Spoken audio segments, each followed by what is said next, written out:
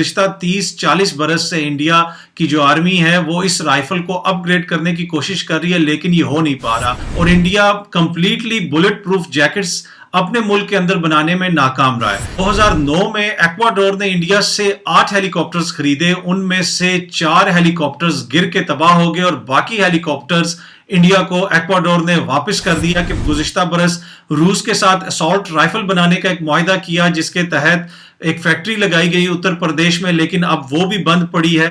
जी उम्मीद है कि आप सब लोग खैरियत से होंगे। इंडिया का शुमार उन ममालिक में होता है जो बड़ी मिकदार में हर बरस दूसरे ममालिक से असला खरीदते हैं और इस वक्त इंडिया असला इंपोर्ट करने वाला दूसरा बड़ा मुल्क है। लेकिन अब इंडिया की हुकूमत ने एक नारा लगाया है कि आतम ना भर इंडिया, यानी दिफाई शोबे में अब इंडिया खुद कफील बनेगा और बहुत सारी चीजें जो दिफा से रिलेटेड हैं अब वो इंडिया के अंदर ही मैन्युफैक्चर होंगी। और इस हवाले से उन्होंने एक प्लान जारी किया है जिसके तहत 100 से ज्यादा कुछ ऐसी चीजें हैं जिनके ऊपर पाबंदी लगाई गई है कि आहिस्ता आहिस्ता इनकी इंपोर्ट को बिल्कुल खत्म कर दिया जाएगा। लेकिन क्या ऐसा मुमकिन हो सकेगा? अब तक का ट्रैक रिकॉर्ड क्या शो करता है? आपको पता होगा कि 1980 की दिहाई से इंडिया कोशिश कर रहा है कि उनकी फौज के पास जो राइफल है उसको अपग्रेड किया जाए। मैं चाहता हूं कि पहले आप ये एक छोटी सी वीडियो देखें, उसके बाद हम गुफ्तगू का सिलसिला आगे बढ़ाएंगे।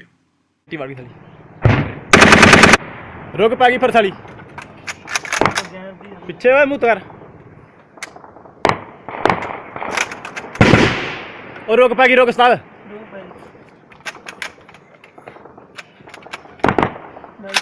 हाँ रोक पागी रोक। जी आपने देखा कि ये भारतीय फौजी अपनी बंदूक से पाकिस्तान आर्मी के ऊपर फायरिंग कर रहा है, लेकिन बार बार इसकी ये बंदूक जैम हो जाती है, उसमें गोली फंस जाती है। अब ये मसला बहुत अरसे से आ रहा है। गुज़िश्ता 30-40 बरस से इंडिया की जो आर्मी है वो इस राइफल को अपग्रेड करने की कोशिश कर रही है, लेकिन ये हो नहीं पा रहा।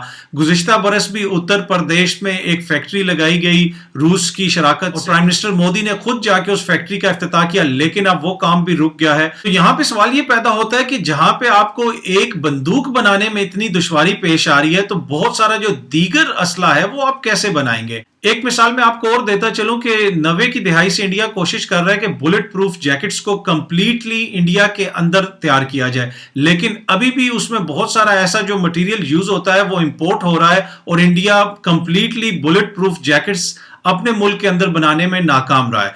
यही हाल उनके अर्जुन टैंक का है। आपको पता है कि उसका वजन बहुत ज्यादा था, फौज ने एतराज किया, लेकिन बाद में उनको खरीदना पड़ा इसलिए कि वो भारतीय हुकूमत ने खुद मैन्युफैक्चर किए थे। तेजस जो जहाज है उसके हवाले से भी आपने सुना होगा कि नेवी ने उसका जो पहला वर्जन था उसको रिजेक्ट कर दिया कि ये ठीक नहीं है।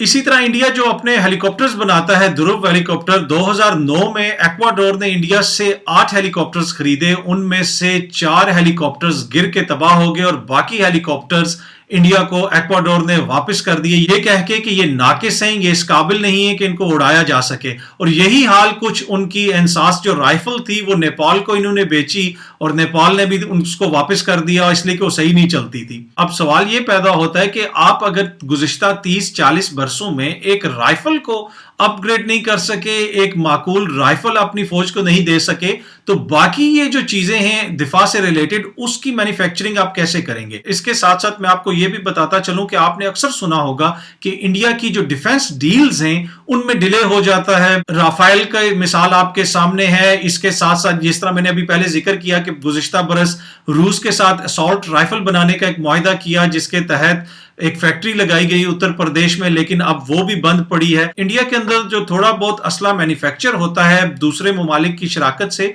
वो लाइसेंस के ऊपर बनता है, कंप्लीट टेक्नोलॉजी की ट्रांसफर नहीं होती। और उसकी एक वजह तो ये है कि इंडियन हुकूमत पैसा नहीं खर्च करती। जिस तरह आप लोगों ने उनकी फौजियों की वीडियोस देखी होंगी, वो शिकायत कर रहे होते हैं कि हमें रोटी नहीं मिलती, हमें सही तरीके से सहूलियात नहीं दी जाती। तो इंडियन हुकूमत का एक ये मसला रहा है कि पैसा खर्च करते हुए उनको तकलीफ होती है। और दूसरा, इनकी जो डिफेंस डील्स हैं उसमें अक्सर जो रुकावट आती है वो होता ये है कि ये एक पहले मुआहिदा करते हैं, कोई चीज खरीदते हैं, मिसाल के तौर पे 100 रुपए की इन्होंने एक चीज खरीदी, मुआहिदा हो गया, उसके बाद ये मुतालबे करने शुरू कर देते हैं कि अब इसके अंदर आप ये चीज भी एक्स्ट्रा लगा दें, आप इसके अंदर ये चीज भी एक्स्ट्रा लगा दें, जिसकी वजह से बहुत सारी चीजें डिले हो जाती हैं।